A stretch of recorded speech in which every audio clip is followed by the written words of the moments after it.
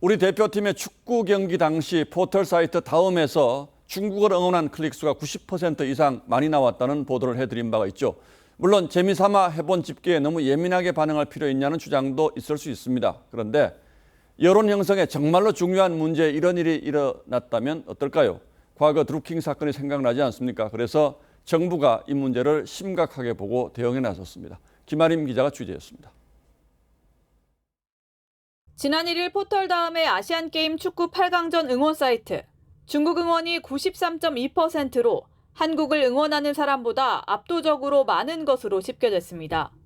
조사 결과 접속 IP 대부분이 추적을 피하는 데 쓰는 인터넷 우회 접속 프로그램인 VPN을 통했던 것으로 드러났습니다. 우회 국가는 유럽의 네덜란드가 70%로 대다수를 차지했고 일본이 20%였습니다. 여권은 대형 포털의 관리 허점이 드러났다며 강경 대응에 나섰습니다. 특정 반국가 세력들이 국내 포털을 기점 삼아서 광범위한 여론 조작을 하고 있는 것으로 만천하에 드러난 것입니다. 이동관 방통위원장도 해외 세력에 의해서도 국내 여론을 분열시킬 수 있다는 우려가 확인됐다고 했고 공론의 장의 건강한 생태계가 거의 무너졌다는 거. 이게 발전하면 바로 국기문란 사태가 되는 거예요. 한덕수 총리는 범부처 TF 구성을 지시했습니다. 반면 민주당은 여론조작 세력이 고작 스포츠 경기 클릭 응원을 조작하겠느냐며 과잉 반응이라고 했습니다. 포털을 검열하고 여론을 통제하기 위한 억지 근거로 삼으려는 속셈을 모를 것 같습니까?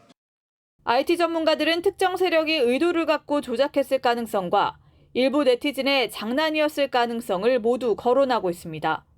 TV조선 김하림입니다. 그런데 정말로 어떻게 이런 일이 가능했을까요? 다음 측이 조사를 해봤더니 중국어를 응원한 2천만 건의 클릭이 단 2개의 해외 인터넷 주소에서 집중적으로 이루어진 걸로 드러났습니다.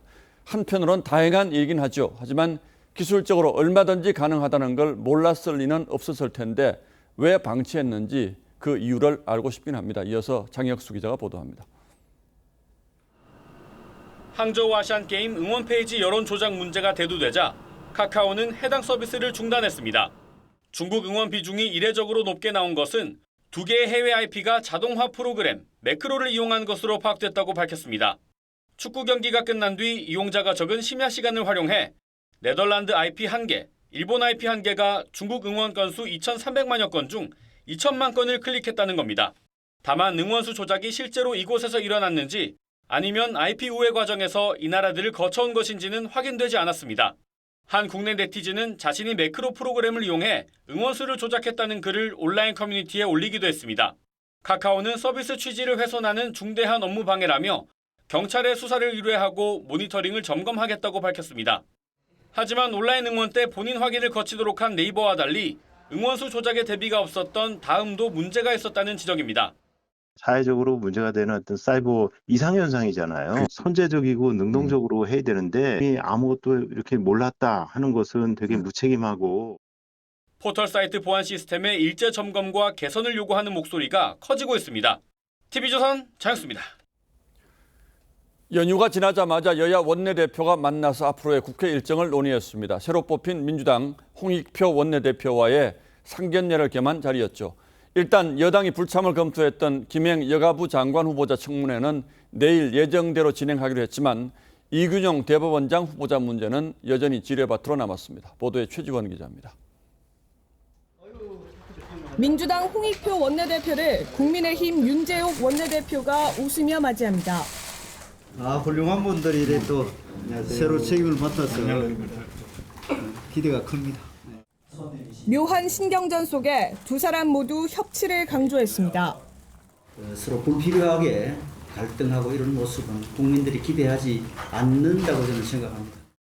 국민의 실생활 관련돼서 매우 절실한 법안인데 여야가 큰 차이가 아니라 작은 차이 때문에 통과가 되지 않는 부분도 있기 때문에 여당이 보이콧 가능성을 시사했던 내일 김행 여가부 장관 후보자 인사청문회는 정상적으로 진행하기로 합의했습니다.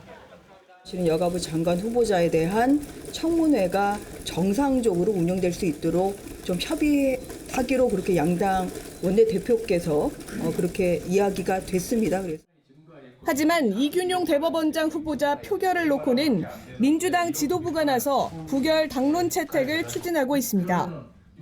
자격도 없고 자질도 부족하고 도덕적으로 문제가 있는 사람을 국회에 임명 동의 요청을 한 윤석열 정부의 그 책임이 있다. 오늘 의원총회에선 인사 관련 투표는 자유투표가 관례라는 반대 목소리도 나오면서 모레 본회의 직전 당론 여부를 최종 결정하기로 했습니다. 의석 과반인 민주당이 반대할 경우 이균용 대법원장 후보자의 임명 동의안은 부결될 가능성이 높습니다. 국회에서 대법원장 후보자 임명 동의안이 부결된 건 노태우 정부 시절인 1988년 한 차례뿐입니다. TV조선 최주원입니다. 이런 가운데 서울 강서구청장 보궐선거가 일주일 앞으로 다가왔습니다. 선거 규모에 비해서 이례적인 총력전이 펼쳐지고 있는데 사전투표가 시작되는 모레까지 여론의 흐름이 매우 중요합니다. 그래서 오늘은 최원국 기자가 강서구를 직접 찾아가 주민들이 뭘 원하고 있는지 목소리를 들어봤습니다. 다세대 주택이 빽빽한 이곳은 서울 강서구의 재개발 예정지입니다. 인근에 김포공항이 위치한 탓에 고도 제한에 묶여있는 지역인데요. 오는 11일 열리는 서울 강서구청장 보궐선거에선 이 지역 재개발 이슈가 주민들의 주요 관심사입니다. 고도 제한 때문에 아파트가 들어서지 못하는 등 지역 발전에 걸림돌이 되고 있다는 겁니다. 아파트 단지가 많이 없고 빌라촌으로 완전 형성되어 있다 보니까 인프라라든지 아니면 이제 생활권들이 되게 낙후돼 있다고 보실 수 있거든요. 여야 후보 모두 고도 제한 완화 등을 공약으로 내세우고 있습니다. 저 진교원이 고도 제한 완화 신속하게 해결해서 여러분 주거의 삶의 질을 반드시 높여드리겠습니다, 여러분. 당대표님뿐만 아니라 여기 오신 지도부께서 한결같이 지금 보증을 섰습니다. 여러분들의 수고를 확실하게 해결해 드리겠습니다. 총선을 앞두고 치러지는 유일한 선거인 만큼 지역 이슈 외에도 정권 심판, 야당 견제 주장이 맞붙는 대리전 양상도 보입니다. 현 정권이 너무 폭주하는 것 같아. 이게 검사 정권으로서 우리가 봤을 때 이거 좀 아닌데. 김태우 구청장이 이제 다시 나왔다는 거는 점검이 돼서 문제가 없다고 생각해서. 강서구 국회의원은 현재 3명 모두 민주당 소속으로 지난 대선 때도 이재명 후보 득표율이 높았습니다. 1번과 2번이 아닌 새로운 정치 대안으로서 선수로 뛰고 있는 사람으로서 어필 드리고, 진보당 권혜인은 주민들이 뽑아주신 정책 제안 내용을 모두 공약에 반영하였습니다. 여야 모두 투표율이 승부를 가를 변수라고 보고 투표 동료에 주력할 계획입니다. TV조선 최원국입니다. 감사원은 지난달 문재인 정부의 청와대가 부동산원으로부터 집값 통계를 사전에 보고받은 뒤 조작을 압박했다며 검찰의 수사를 의뢰한 바 있습니다. 규정대로라면 부동산원은 통계법에 따라 사전 보고 내역을 기록하고 보존했어야 합니다. 그런데 어찌된 일인지 부동산원에는 관련 자료가 전혀 남아있지 않은 것으로 확인됐습니다. 왜 그랬을까요? 최민식 기자가 취재했습니다. 한국부동산원이 공표가 안 된 통계를 사전에 제공할 경우 어떤 통계를 누구에게 제공했는지 기록해두는 관리 대장입니다. 2017년 1월부터 지난달 9월까지 기록된 내용이 없습니다. 감사원은 부동산원이 17년 6월부터 일주일에 3차례씩 수백여 건의 통계를 청와대에 사전 보고했던 것으로 파악했습니다. BH가 원장 직무 대행을 통해 압박하자 더 이상 견디지 못하고 수용한 것으로 조사되었습니다. 그런데도 통계관리대장엔 아무 기록을 남기지 않은 겁니다. 공표 전 통계를 관계기관에 제공할 땐 반드시 이를 기록한 뒤 5년 동안 보존해야 합니다. 반면 통계청은 최근 5년간 총 3천여 건에 달하는 통계 사전 제공과 대통령 비서실 제공 내역 58건을 모두 기록했습니다. 통계관리대장마저도 증거인멸을 하려고 했던 거 아닌가, 이런 부분까지 포함을 해서 철두철미하게 수사를 해야 될 것으로 생각합니다. 부동산원은 청와대 제공 기록이 누락된 점에 대해 뚜렷한 해명을 내놓지 못했습니다. 여자들이 워낙 많아서 저희가 인택할 수 없는 부분이거든요. TV조선 최민식입니다. 이재명 대표의 단식으로 미뤄졌던 대장동 사건 재판도 이번 주부터는 본격적으로 시작됩니다. 일단 검찰이 다시 구속영장을 청구할 가능성은 별로 없어 보이죠. 하지만 대장동에, 백현동에 그리고 쌍방울 대북 송금 사건까지 재판이 시작되면 이 대표는 매주 두세 차례씩 법원에 나가야 할 처지입니다. 이재명 대표 관련 재판 일정들은 황민지 기자가 정리했습니다. 이재명 대표는 3월 대장동 위례 개발 의혹과 성남 FC 후원금 의혹으로 불구속 기소됐습니다. 하지만 지난달 15일 예정됐던 공판이 이 대표 단식으로 연기됐고 6일 다시 재판이 열릴 예정입니다. 재판부는 주 2회 재판을 예고했는데 이미 2주에 한 번 공직선거법상 허위사실 공표 재판도 진행돼 이 대표는 매주 두세 번은 법정에 출석할 전망입니다. 최근 구속영장이 기각된 위증교사와 백현동 개발 의혹, 대북 송금 의혹까지 기소되면 이 대표의 재판 부담은 가중될 것으로 보입니다. 검찰은 영장재판부가 혐의 소명이 됐다고 판단한 위증교사와 증거를 충분히 확보했다고 자신하는 백현동 사건은 대검찰청 국정감사가 예정된 17일 이전 불구속 기소할 방침입니다. 재판부가 다툼의 여지가 있다고 판단한 대북 송금 사건은 다시 수원지검에서 보강 수사하는 방안도 검토 중입니다. 보강에서 수사할 부분을 잘 찾아서 범죄에 상응하는 합당한 처벌이 이루어지도록. 백현동 로비스트로 활동하다 5월 구속 기소된 이 대표 측근 김인섭 씨는 1심 구속기한 6개월이 만료돼 다음 달 초 보석으로 풀려날 것으로 보입니다. TV조선 황민지입니다. 예, 이어지는 논란이 또 있습니다. 광주광역시가 인민군 행진곡을 작곡한 정율성 기념공원을 추진하는 걸 두고 최근 큰 논란이 일었는데 이번 연휴 중에는 누군가가 광주 정율성 길의 흉상을 훼손했습니다. 그리고 연휴가 끝나자마자 연평도 유가족을 비롯한 보훈단체 회원들이 공원 조성 사업을 철회하라며 반대 시위에 나섰습니다. 박건우 기자가 보도합니다. 광주 남구 양림동에 위치한 정율성 거리. 흉상이 있던 자리에 통제선이 쳐 있습니다. 바닥에 떨어진 흉상은 천으로 가려졌습니다. 이 흉상은 밧줄로 잡아당겨져 떨어진 것으로 파악됐습니다. 지난 1일 50대 A씨가 공산당 활동 이력이 불거진 정율성 공원 조성 방침에 불만을 품고 흉상을 훼손한 것입니다. 이념 논란과는 별개로 흉상 훼손 행위 자체는 잘못된 일이라는 지적이 나옵니다. 책을 받았으면 쓰겠어요. 세워진 것을 그렇게 억지로 그렇게 해서 훼손한 것은 잘못됐다고. 한 시민단체는 반대 목소리를 듣지 않는 광주시의 문제라고 말합니다. 부통행정을 하다 보니까 결과적으로는 그런 시민이 강제 철거라는 수단을 동원해가지고 무너뜨린 거 아닙니까? 북한의 연평도 포격 때 아들을 잃은 고 서정무 하사의 어머니는 정율성의 실체가 드러났는데도 광주시가 공원 사업을 철회하지 않는다며 릴레이 반대 시위를 예고했습니다. 아들의 생일이 되면 가장 정말 그 피눈물 나는 아픔을 느낍니다. 우리 국민들의 목숨을 앗아간 선동 역할을 했기 때문에 2004년부터 사업을 추진해온 광주시는 정율성 공원 조성이 중국 관광객 유치 등 여러 가지 이점이 있다며 올 연말까지 완공할 방침입니다. TV조선 박건우입니다. 경찰이 이름만 대면 아는 빅3 입시학원과 유명 스타 강사에 대한 수사에 착수했습니다. 이른바 수능 킬러 문항을 현지 교사들로부터 사들인 혐의인데요. 이들은 많게는 억대의 금품을 주고 문제를 사들인 의혹을 받고 있습니다. 전정원 기자입니다. 지난달 교육부는 수능 킬러 문항을 사고 판 현직 교사 20여 명과 입시업체 21곳을 경찰에 수사 의뢰했습니다. 사교육 업체에 문항을 판매한 행위 등에 대해 엄정한 조치를 취하기로 하였습니다. 여기에는 이른바 빅3로 불리는 대형 학원과 모의고사 출제업체, 출판업체까지 포함된 것으로 알려졌습니다. 이번 수사 대상엔 킬러 문항을 홍보해온 유명 입시 강사들도 다수 이름을 올린 것으로 전해졌습니다.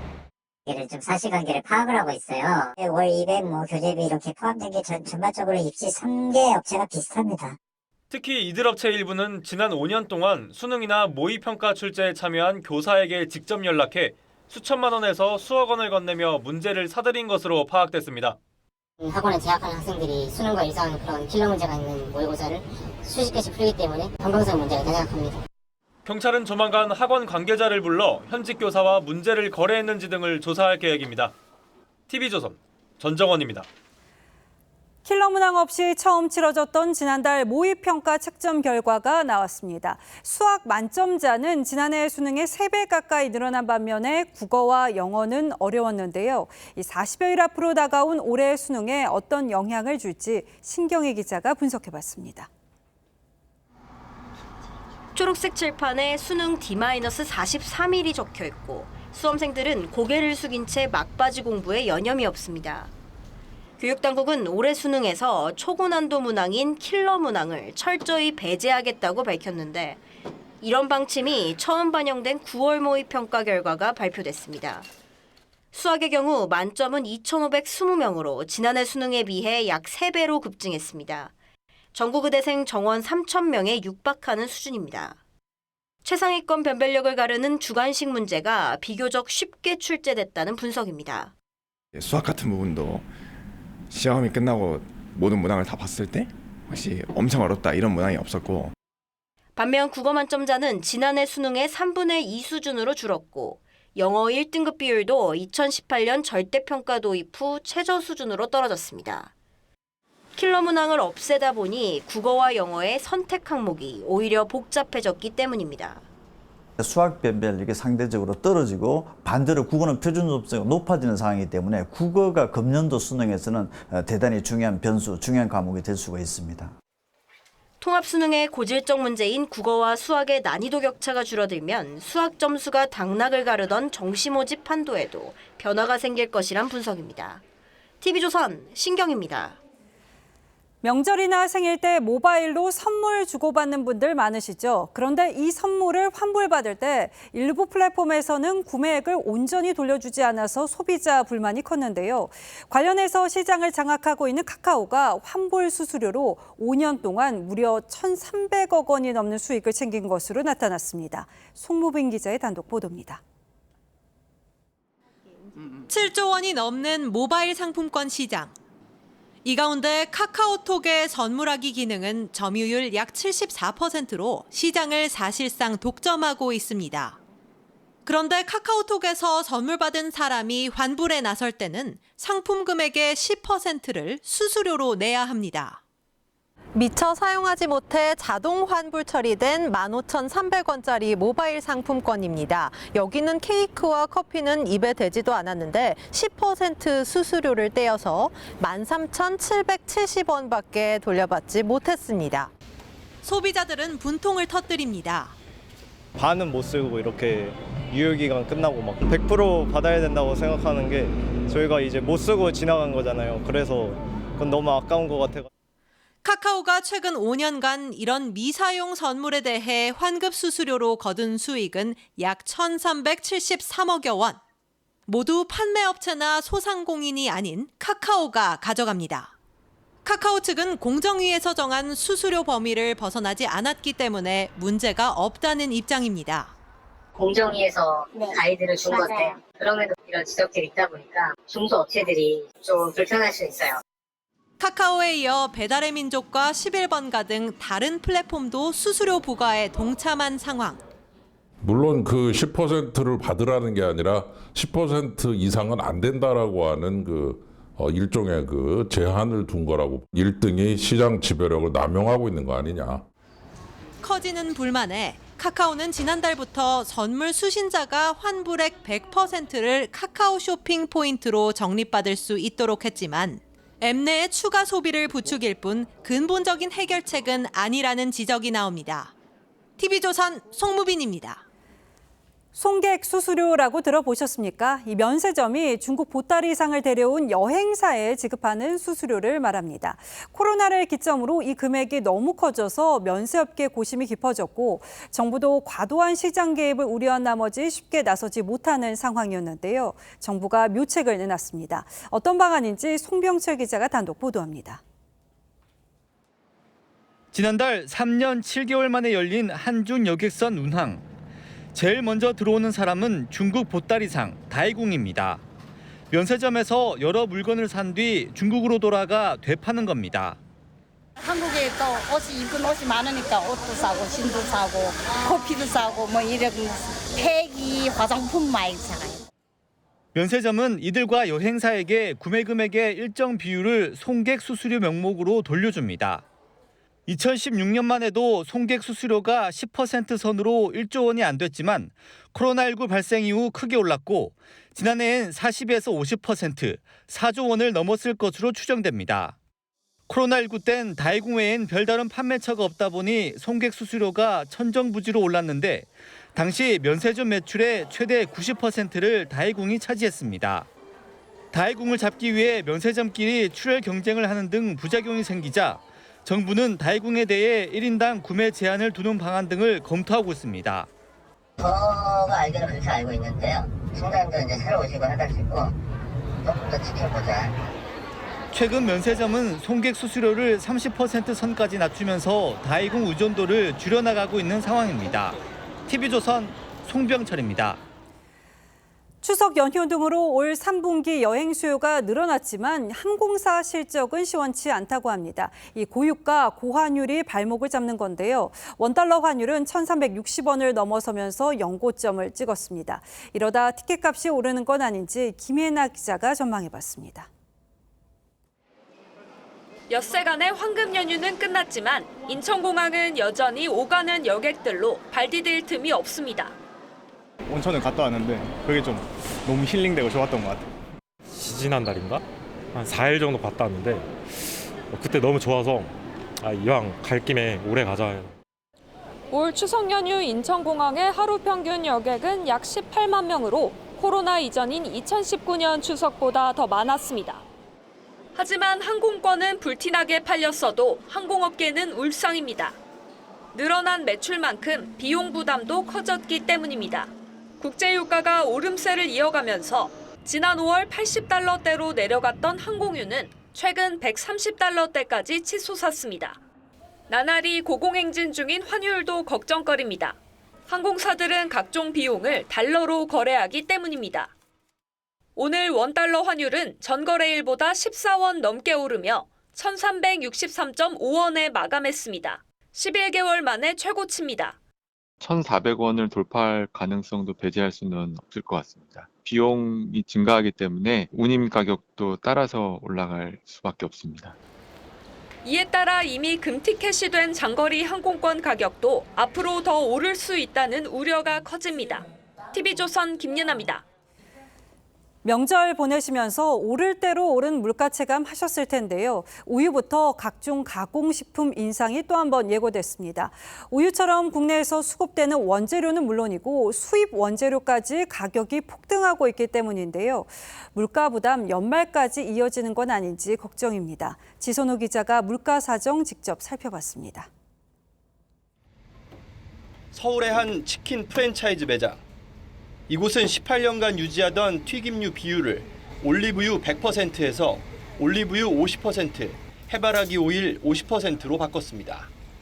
2020년 7월 톤당 약 3,000유로였던 올리브유 가격이 약 10,000유로로 3배 넘게 뛰면서 비용 부담이 한계에 다다랐기 때문입니다.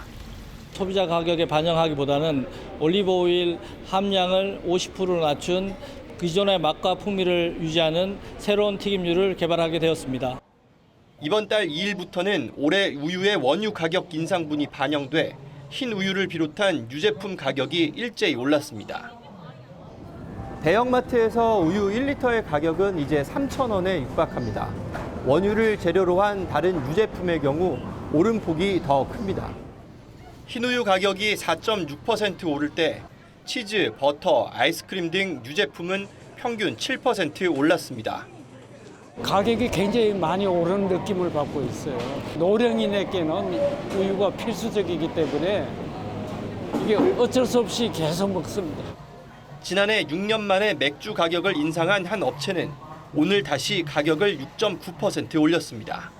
맥주 핵심 원료 메가 가격이 2021년도에 비해 2022년도 48% 급등하였다는 것입니다. 또 각종 가공식품의 원료가 되는 설탕의 국제 선물 가격이 12년 만에 최고치를 기록하는 등 먹거리 물가 상승세는 연말까지 쉽사리 꺾이지 않을 전망입니다. TV조선 지선호입니다. 고령에도 사회활동에 적극 참여하는 신노년 세대 연속계획입니다. 마지막 순서로 평생 쌓은 경력을 활용해서 우리 사회에 활기를 불어넣고 있는 이들을 만났습니다. 이들은 자신을 숙련자라고 불러달라고 했습니다. 곽승한 기자입니다. 경남 함양의 보건소 진료는 산모의 긴장을 푸는 가벼운 농담으로 시작됩니다. 이제 2달인데 앞으로 2달 자꾸 돈 때문에 좀 걱정 많이 하고 그러는데 하루 끄는 게 하루에 몇십만 원씩 돈 벌고 있는 거라고. 대학 병원장을 거쳐 정년 퇴임한 뒤 보건소 산부인과 의사로 인생 2막을 연 70세 정두용 전문입니다. 전문가시기 때문에 나이가 많으셔도 더 안심하고 진료받을 수 있는 것 같아요. 뚝딱뚝딱 고친 토끼 장난감에서 다시 동요가 흘러나옵니다. 고장난 완구를 무료로 수리해주는 장난감 병원인데 공과대학 교수 출신 등 70대 은퇴자들이 뭉쳐 후원금으로 운영 중입니다. 대학에서 선생님이었습니다. 네, 대학 교수, 조선공학과. 이들은 모두 현역에서 은퇴한 70대에도 본인의 전문성을 활용해 사회에 보탬을 주고 있습니다. 통계청 조사 결과 65세 이상 고령자 가운데 취업을 희망한다는 응답자도 10년 전에 비해 11%포인트 이상 늘었습니다. 일본의 경우 고용 연령 상한을 없애고 7, 80세 근로자를 숙련 인력으로 고용하는 사업장이 늘고 있습니다. 우리도 고령화 시대 숙련 인력을 적극 활용할 대책 마련이 필요하다는 지적입니다. TV조선 곽승한입니다. 미국 대통령, 부통령에 이어서 서열 3위인 하원 의장이 해임됐습니다. 미국 의회 역사상 처음입니다. 상대당인 민주당과 손잡고 예산안을 통과시켰다면서 같은 당인 공화당 강경파가 해임안을 제출한 건데요. 미 정국은 말 그대로 혼란 그 자체입니다. 이유진 기자의 보도입니다. 찬성 216표, 반대 210표, 6표 차로 케빈 메카시 미 하원의장 해임안이 통과됐습니다. 234년 미 의회 역사상 처음입니다. The office of Speaker of the House of the United States House of Representatives is hereby declared vacant. 지난달 30일 공화당 소속 메카시 의장이 임시 예산안을 강행 처리하자 공화당 내 강경파들은 의장이 민주당 편들기를 했다며 해임 결의안을 제출했습니다. And Kevin McCarthy likes to pretend that he makes coalition with conservatives, but all he really does is break his word with conservatives. 메카시 의장은 당초 투표가 부결될 거라 자신했지만 결과는 정반대였습니다. 공화당 강경파 8명을 반란해 민주당 전원이 가세해 해임을 당론으로 채택한 겁니다. We're not voting in any way that would help save Speaker McCarthy. 친트럼프 성향인 공화당 강경파는 소수지만 당 내부에서 극단 정치 행보를 보여온 세력입니다. 이들의 하원의장 축출 시도가 성공하면서 공화당 내부는 물론 의회도 혼란이 불가피해졌습니다. 중재자 메카시가 퇴장하면서 당장 바이든 행정부는 공화당 강경파가 주장해온 예산 삭감이나 우크라이나 지원 반대를 정면 돌파해야 하는 상황에 놓였습니다. TV조선 이유진입니다. 우리 관광객도 많이 찾는 태국 방콕의 유명 쇼핑몰에서 총기 난사 사건이 발생했습니다. 2명이 숨지고 5명이 다쳤습니다. 용의자는 14살 청소년으로 평소 정신질환을 앓고 있었던 것으로 조사됐습니다. 김자민 기자입니다. 사람들로 붐비는 오후 시간대 쇼핑몰. 어디선가 울린 총성에 놀라 뛰기 시작합니다. 혼비백산 도망가는 중에도 총성은 멈추지 않고 사람들이 건물 밖으로 뛰쳐나오면서 아수라장으로 변합니다. 현지 시간 어제 오후 태국 방콕의 대형 쇼핑몰에서 총격 사건이 발생했습니다.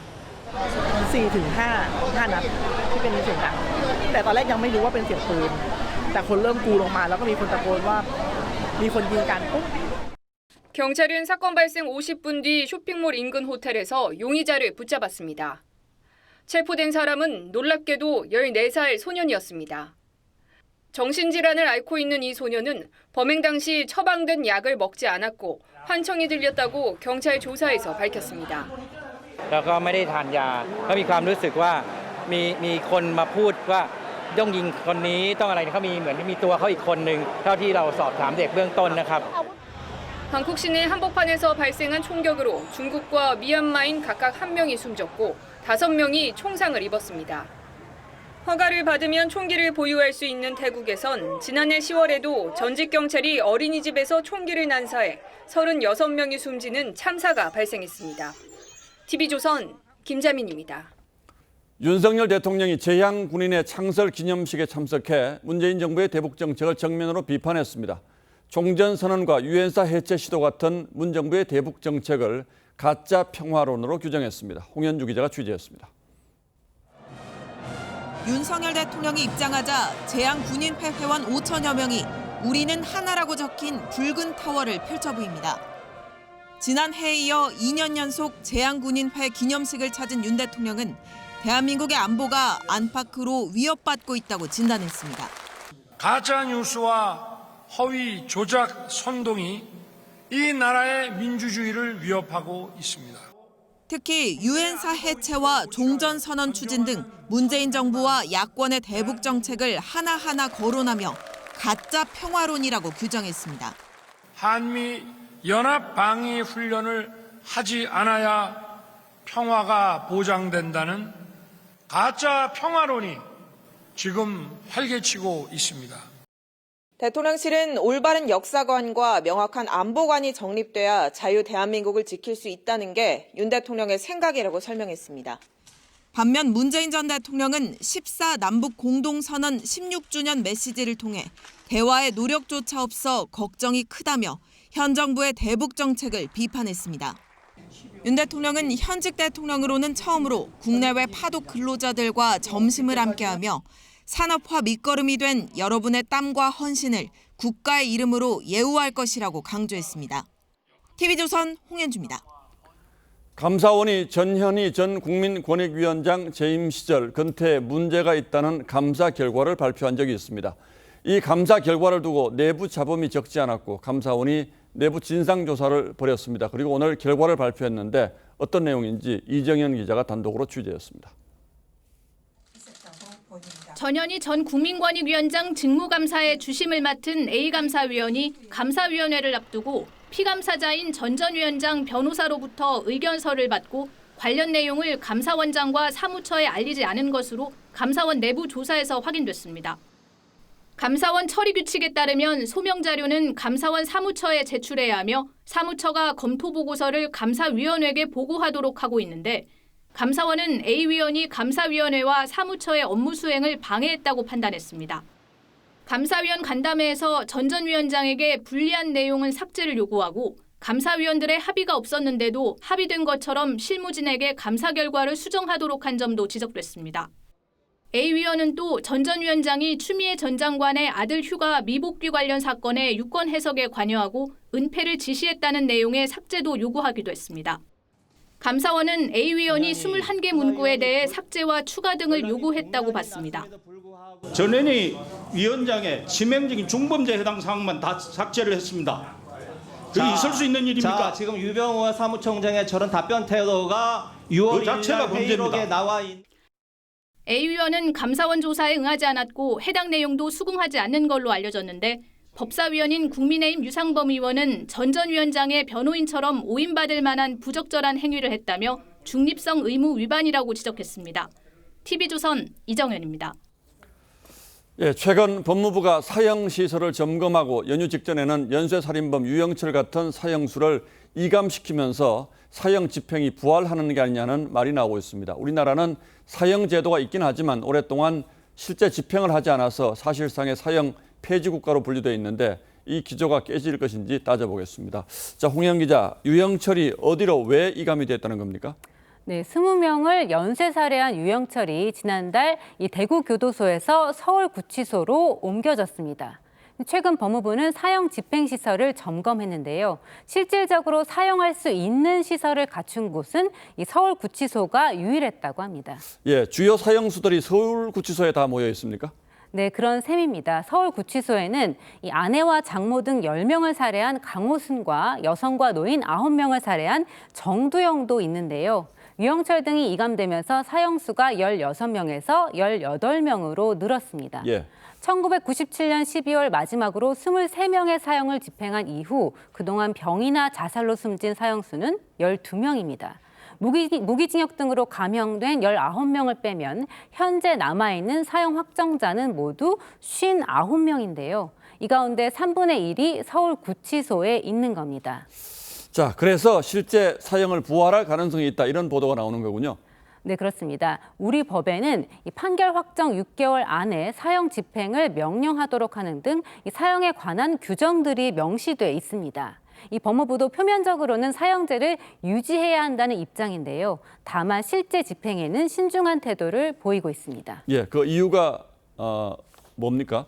네, 앞서 한동훈 장관은 외교 문제를 언급했는데요. 사형제를 폐지한 대다수 유럽 국가들과 외교 관계가 단절될 수 있는 문제라고 했습니다. 문재인 정부 시절인 지난 2020년 법무부는 유엔 총회에서 사형 반대 결의안에 찬성표를 던지기도 했는데요. 그전까지는 줄곧 기권해왔습니다. 예, 인권 문제 때문이라는 거죠. 전 세계적으로는 사형 집행국이 얼마나 됩니까?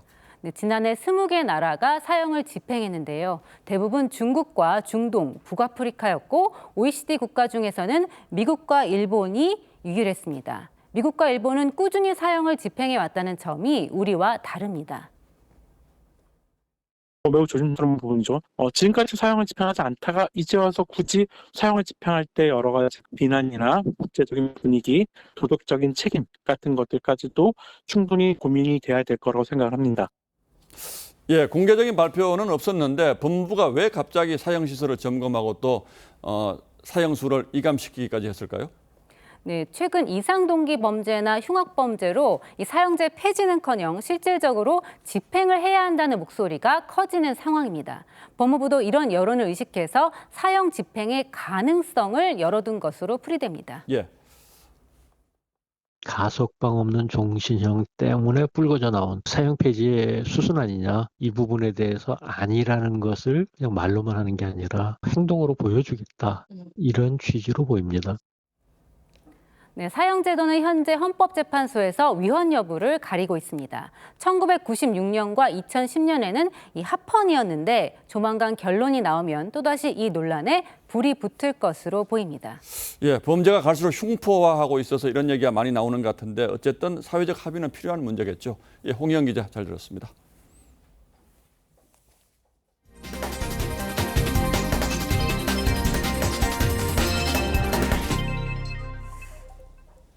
아시아 최고 영화축제 부산국제영화제가 조금 전 개막했습니다. 올해는 한국 영화 침체에 여러 악재까지 겹쳐서 개최 과정까지 어려움이 적지 않았다고 하는데요. 부산에서 이정민 기자가 전해왔습니다. 한국 영화를 대표하는 배우들이 레드카펫을 밟습니다. 예전과 마찬가지로 레드카펫이 준비됐지만 28회 올해 부산국제영화제는 불안하게 출발했습니다.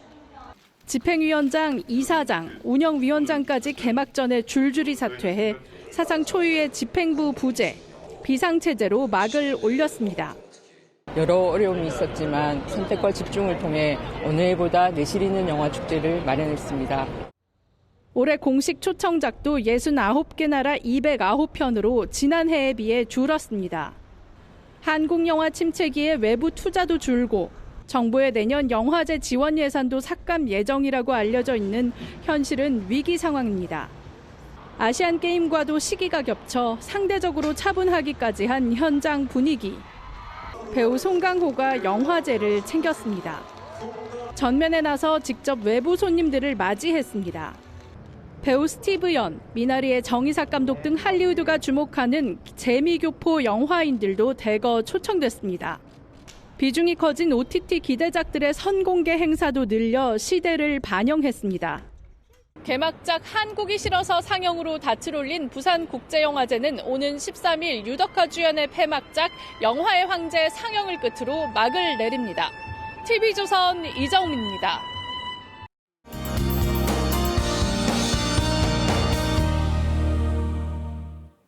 현재 일부 경기 남부와 충청 북부로는 시간당 10에서 30mm 안팎의 강한 비구름대가 지나고 있습니다. 밤까지 중부와 전북으로 비가 내리겠는데요. 곳에 따라 천둥과 번개, 돌풍이 동반되고 쌀아구박이 떨어질 수도 있어서 주의하셔야겠습니다. 비가 그친 뒤에는 찬 공기가 밀려들면서 내일 아침 공기가 급격하게 차가워지겠습니다. 서울이 아침에 10도, 대관령은 4도로 올가을 들어 가장 낮은 기온을 보이겠고요. 두께감이 있는 옷차림 준비해 주시는 게 좋겠습니다. 산간 지역에는 올해 첫 서리와 얼음이 관측될 가능성도 있겠습니다. 바람 때문에 내일 체감 온도는 더 낮겠고 서해안과 제주로 매우 강한 바람이 몰아치겠습니다. 내일 하늘빛 자체는 대체로 맑겠습니다. 내일 아침 기온은 춘천이 7도, 안동 9도 예상되고요. 낮 기온은 20도 안팎으로 오늘보다 2도에서 6도 정도 낮겠습니다. 내일은 전해상에서 바람도 물결도 강하겠습니다. 모레도 찬바람이 불며 쌀쌀하겠습니다. 날씨였습니다. 예, 10월 4일 수요일 뉴스9은 여기서 모두 마치겠습니다. 시청해주신 여러분 고맙습니다.